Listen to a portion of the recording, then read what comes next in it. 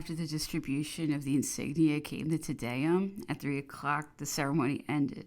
The emperor was saluted by the artillery and returned to the Tuileries. No solemnity could have been more effective and suited to the times, more representative of the new order of things. None could have been more impressive in its simplicity or have left deeper traces behind. The army, the populace, the citizens, and the soldiers, all the men of whom the state was proud and who had done her good service, were gathered together that day with Napoleon at their head to celebrate and do honor to their country. The day, too, chosen for the ceremony was the anniversary of the 14th of July, which witnessed the passing away of the feudal system and the beginning of a new age. In a military uniform reminiscent of his victories, with his little hat upon his head, booted and spurred, ready to mount his horse for the defense of the work of the revolution, Napoleon was an appropriate and representative figure. He was not loaded with the obsolete and grandiose trappings by which he hoped to revive the tradition of a vanished age. He appeared as the foremost man of the modern age, unpretentious, yet full of youth and activity. In his train was military pomp, and around him were walls hung with the trophies of his glory. In him the nation saluted the man whom she had delighted to honor, and whom she exalted in the place of a king whose divine right she had repudiated. On that day, the 26th of Messidor of the year 7, was inaugurated. Empire, such as the people and army had desired. Napoleon did not perceive all this. He had no sympathy with the modern grandeur of such ceremony. He did not consider the garb in which he had been clothed suited to the solemn taking of an oath. The pomp had not been sufficiently magnificent, nor the place sufficiently venerable, vast, and imposing. The procession had seemed too small, and the ceremony had not displayed enough religious feeling. On the 27th, Portalis had well written to him, "When your majesty appeared, it seemed as though the patriotism of all was aroused. There was no longer a division between the friends and enemies of the Commonwealth, but your presence awoke in each a sense of admiration, respect, and love." Yet he was not satisfied. His nature hankered after more foil and tinsel, a greater display, more of the past ages of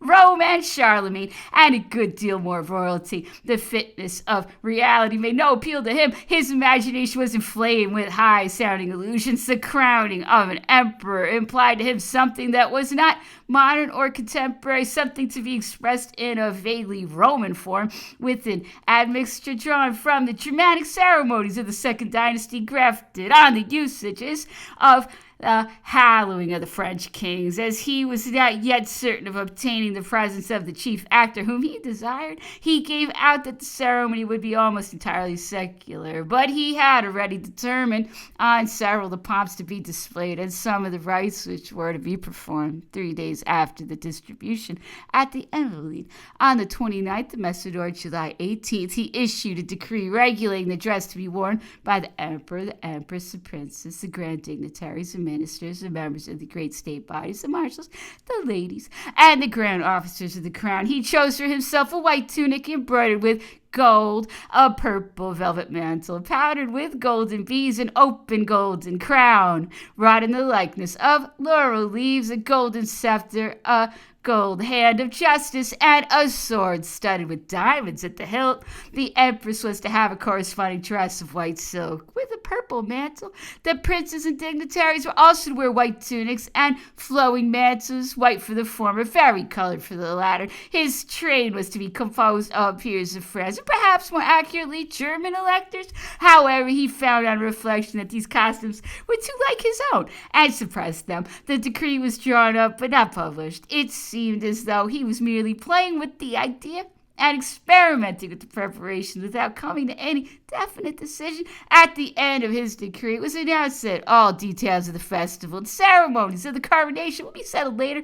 In reality, he was awaiting the answer which the Pope would give to the advances and offers made to him. It was here that the chief Carlovingian element was to be introduced. Had not Pepin been consecrated by Pope Stephen III, who had come to implore his help against the Lombards? Had not Charlemagne been crowned at Rome by Leo III? When he was an son, Napoleon had read, transcribed, and annotated Mabley. Perhaps this passage had struck him. The Pope also consecrated the sons of Pepin and called both them and their father the anointed of the Lord. Stephen's ideas were confused, and by comparing the position of Pepin to the royalty of David, a kind of priesthood against which the Jews could not rebel without committing sacrilege, he was applying the principles of a divine government founded upon miracles to the French sovereignty, which had long been abandoned by God to the common law of men.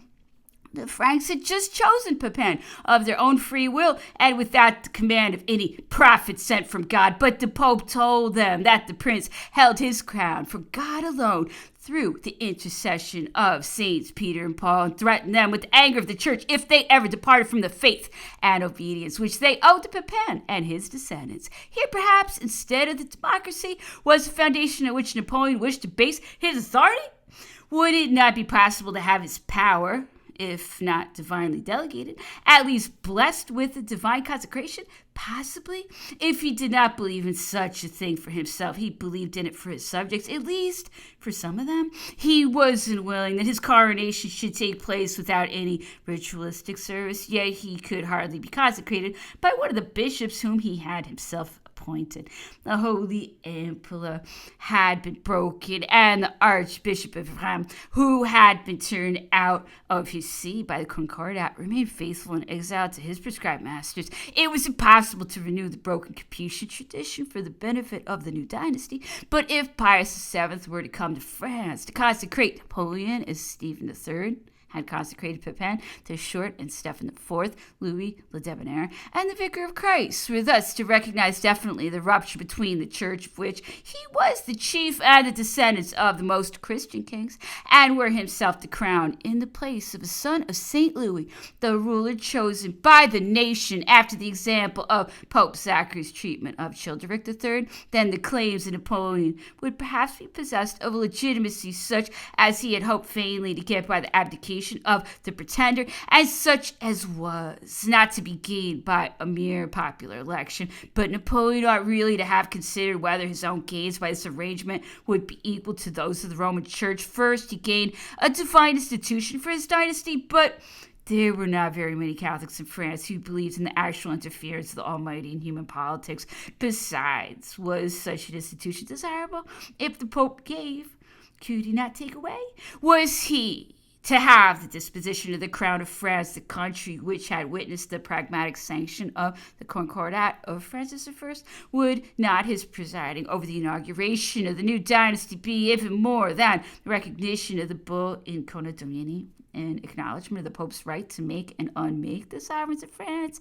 It was likely also that all those who, according to the religious freedom established by the constitutions, professed another faith or were open unbelievers would be justly offended at the ruler of the state demanding and receiving an illegal institution which would have the effect of making the Catholic religion completely dominant. Secondly, his character would become sacred. Yet daggers had been raised against many of the Lord's anointed, such as Henry III, IV, Louis XV, while the blade of the guillotine, which severed the head of Louis XVI, had destroyed at a blow the superstition of the royal immunity and the sacrilege of treason. Thirdly, the attainment of eternal peace and the final abolition of disturbances resulting from the constitutional schism. But the eminent bishops who had refused to submit to the Pope at the time of the Concordat were not likely to be appeased now by his consecration. Napoleon and the constitutionals, who had formerly been willing to sign an instrument which protected their rights of conscience,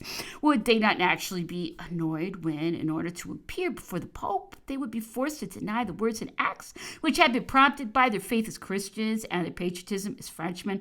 The Gallican liberties, which had been so proudly asserted by the first consul and so shaken by the Concordat, would now be in a fair way of disappearing altogether when the head of the church showed himself in person to receive the veneration of the faithful and stir up the imagination of the rising generation of priests. Thus, Pius VII would appear as Supreme Pontiff. The Revolution The Roman Church, on the other hand, would gain a most astonishing victory, just as she had triumphed over the barbaric conquerors of the prostrate empire, imposing on them her customs, laws, observances, and even dress. So would she triumph over this new barbarian, the man of the revolution, and imposed on him her discipline and authority. By him she would establish her domination for at least a century. France, which had been hitherto, though Christian, yet rebellious to the Ultramontane teaching, in order to await the answer, the Pope Napoleon sent Josephine to Aix-la-Chapelle on pretense of drinking the waters, and prepared to follow her himself in order to visit the tomb and remains of Charlemagne. Perhaps he even thought that the Pope might consecrate him in that city of the Second Dynasty. Paris was not very much in his favor at that time. This town, he said, has always proved a misfortune to France. The citizens are fickle and ungrateful and have plotted deeply against me. In any case, at Aix, in the neighborhood of Charlemagne, he redoubled his outward marks of veneration for his great predecessor. It was as though he was first demanding his institution at the hands of that famous emperor. On leaving Aix certain of a favorable answer, he wrote to the Pope Pius VII and begged him to come to Paris to consecrate and crown him emperor.